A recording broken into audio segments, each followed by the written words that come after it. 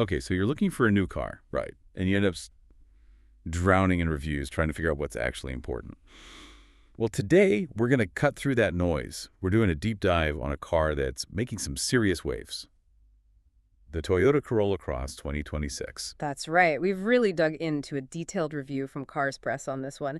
And our goal here is simple. Break down the key stuff, help you understand not just what the Corolla Cross offers, but, why it might matter to you. We'll look at its performance, the inside story, the tech, the good stuff, and maybe where it falls a bit short, too. Exactly. Think of it like your cheat sheet for one of the most talked about compact crossovers out there. No information overload, just the key takeaways.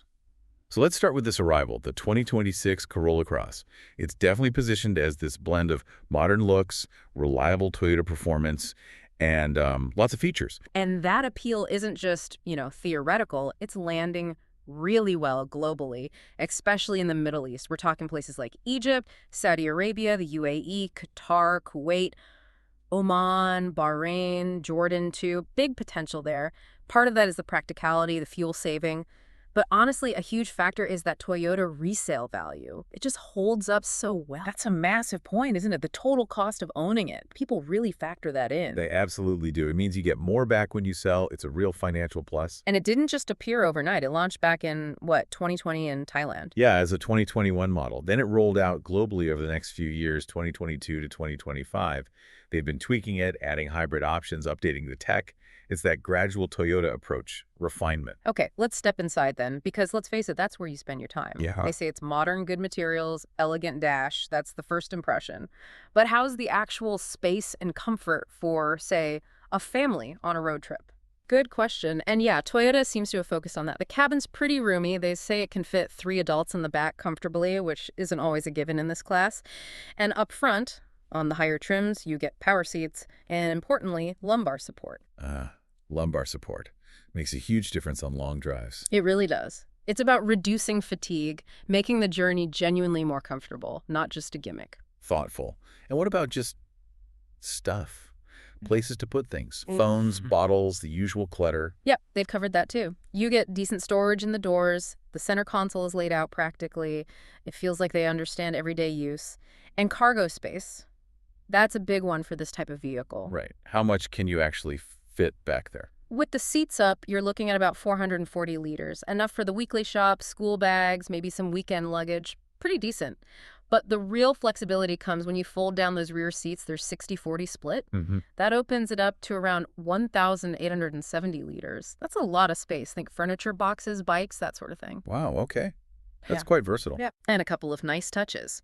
The trunk floor is low and flat, makes loading heavy stuff easier. Plus side pockets. Oh, and higher trims get the electric tailgate. The one you can open with your foot. The hands-free one. Always useful when your arms are full. Exactly. Small thing, big convenience. Okay, so comfort, practicality inside. Checks those boxes. But what about the tech? Everyone expects good connectivity now. How's the infotainment? It's definitely up to date. You get 2 screen sizes. Higher trims boast a nice 10.5-inch touchscreen. Base models get an 8-inch one, which is still perfectly fine. And the key thing, both support wireless Apple CarPlay and Android Auto. Wireless is the way to go. No more cable mess. Totally. Seamless phone connection for your maps, music, calls. It's pretty much essential now, isn't it? Absolutely. And charging, keeping those phones alive. They've thought of that. Higher trims get a wireless charging pad. Super convenient. And for the back passengers, there are USB-C ports. Fast charging. Plus, you still get some USB-A ports up front for older devices or flexibility. Covers all bases. Good mix. And for music lovers, is there an upgraded sound system? Yes, there is. You can opt for a JBL premium sound system. If you care about audio quality, it's likely a worthwhile upgrade. Makes the commute a bit more enjoyable. Nice. What about navigation? Built-in or just rely on the phone? And voice control? You've got options. There's a built-in system, but you can also just use Google Maps or Apple Maps through CarPlay or Android Auto, which most people probably prefer anyway. And yes, there's a smart voice assistant. You can control things like climate, radio, just by talking. Keeps your hands on the wheel, eyes on the road. Important safety aspect, too. Definitely. Convenience and safety rolled into one. Okay, let's shift gears literally. What's under the hood? What powers the Corolla Cross? All right, performance. You get two main choices here. The standard one is a 2.0-liter four-cylinder gasoline engine. Puts out about 169 horsepower and 151 pound-feet of torque. Solid. Then there's the hybrid. That also uses a 2.0-liter gasoline engine, but pairs it with 3 electric motors. 3 electric motors. Interesting. Yeah, and that brings the total system output up to 196 horsepower. So a bit more punch, plus the efficiency benefits. Okay, so how does that feel on the road? 0 to 100 times, top speed. The standard gasoline one does 0 to 100 kilometers per hour in roughly 8.4 seconds. Top speed is around 185 kilometer. It's, perfectly adequate for a compact SUV. Gets you moving fine. But the big story, especially these days, is fuel economy. How does it stack up? This is where it really makes a strong case. The standard front-wheel drive gasoline model, it gets around 7.4 liters per 100 kilometers combined, which is roughly, 31 city, 33 highway MPG in U.S. terms? Pretty good. Yeah, that's decent. But the hybrid? The hybrid, especially with the all-wheel drive, is the star. It's down around 4.4 liters per 100 kilometers combined. That's seriously efficient. You'll notice the difference at the pump, for sure. And both have a 43-liter fuel tank, which is practical. And transmissions. Drive options. The gasoline engine uses a CVT, a continuously variable transmission. Smooth, efficient, though some people find the feel a bit different. Less distinct gear changes. The hybrid gets an eCVT, electronically controlled, designed to blend the gas and electric power seamlessly. Drive-wise, the standard engine comes in front-wheel drive or optional all-wheel drive. The hybrid usually gets an electronic all-wheel drive system. Got it. And the actual ride? How does it handle bumps? Comfortable for city and highway? Generally, the feedback is pretty positive on comfort. It absorbs shocks well enough for most driving. City streets, highways, it handles them fine. Suspension setup depends on the drivetrain, actually. Front-wheel drive models get McPherson struts up front and a torsion beam at the rear. Pretty standard, space-efficient setup. But the all-wheel drive versions get a more sophisticated multi-link rear suspension. Multi-link usually means a better ride, right? Especially on uneven surfaces. Typically, yes. It allows for more independent wheel movement, which often translates to better comfort and stability, particularly when the road gets bumpy. Okay, let's talk safety. This is huge for families. Crash tests, safety features. What's the story? Toyota usually scores well here, and the Corolla Cross seems to follow suit. Euro NCAP tested it back in 2022. It got strong scores, 85% for adults, 83% for kids, 87% for pedestrians and cyclists, and 82% for its safety tech. They also highlighted something called a secondary braking system. It brakes again after a crash to reduce follow-on impacts. Interesting detail. What about U.S. tests, NHTSA, IHS? Right, so NHTSA selected the 2025 model for testing, which shows it's on their radar for the U.S. market's tough standards. And the IIHS Insurance Institute for Highway Safety gave the 2025 model a good rating in that tricky passenger side, small overlap front crash test. That's a positive sign. So passive safety seems solid. What about the active stuff, the systems that help avoid the crash? It comes with Toyota Safety Sense 3.0. That's their latest suite. Includes things like automatic emergency braking, blind spot monitoring, really useful, that one. Also lane keeping assist, lane departure warning, and of course a rear camera. Pretty comprehensive package. Yeah, that covers the main bases people look for these days.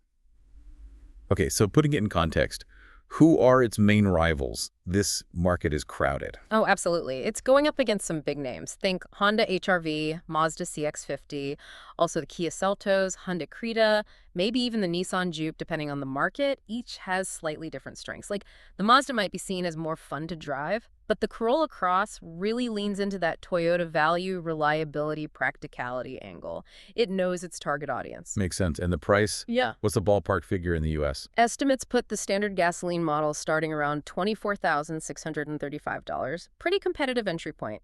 The hybrid, with all its tech and efficiency, starts higher, around $30,445. But as always, you've got to check local dealers, especially outside the U.S., as prices can vary quite a bit. Good point.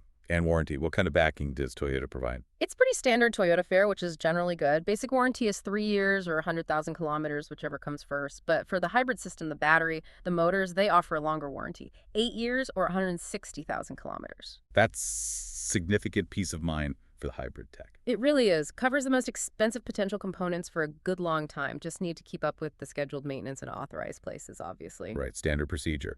And you mentioned it's built globally, Thailand, Japan, Turkey, Brazil. Yeah, that global footprint lets them tailor it a bit for different regions, meet local standards, makes it a truly worldwide car. Okay, so we've covered a ton of detail. Let's try and synthesize this. Weighing it all up, pros and cons, especially considering what reviewers are saying? What's the final picture? Well, the big takeaway is it's a very sensible, reliable choice.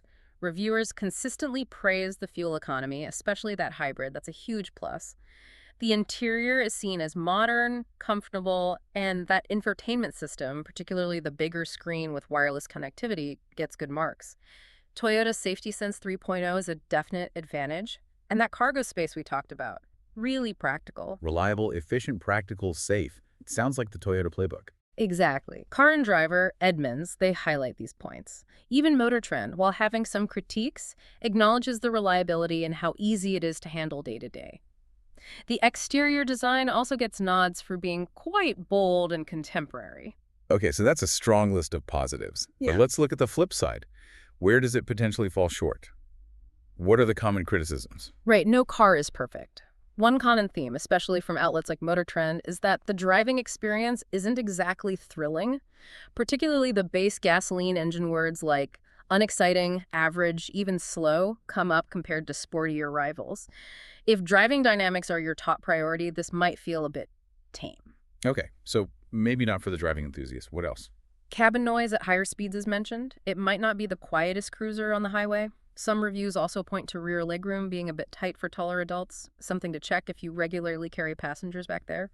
And while the design is nice, some critics mention the presence of harder, lower quality plastics in parts of the interior, which maybe makes it feel less premium than some competitors.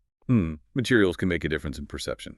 Any other reported issues? There have been some comments about steering feel or response not being super sharp, and the CVT transmission, while smooth for cruising, can sometimes feel a bit slow or maybe not perfectly smooth during really hard acceleration. That rubber band effect some CVTs have. Oh, and a few mentions of the suspension maybe not soaking up bigger bumps quite as well as some might like, affecting ride comfort on rougher roads. Got it. So a few potential trade-offs there depending on your priorities. Precisely. Right. So we've really unpacked the Toyota Corolla Cross 2026 here. Design, tech, performance, safety, the highlights, and the potential drawbacks. It's been quite the deep dive. It has. And stepping back, you see the strategy, don't you? Toyota's aiming for that sweet spot. Reliability people trust, modern features, family practicality, and critically great fuel economy. It ticks a lot of boxes for a huge number of buyers who want dependable, economical transport. So this really brings it back to you, the listener.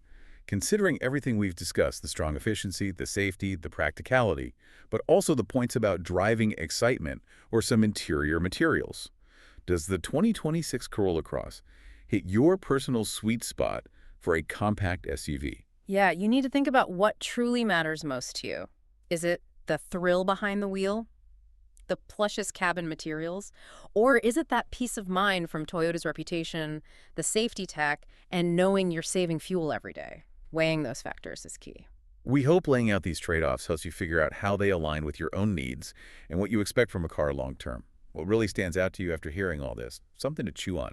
Hopefully this deep dive leaves you feeling much better informed.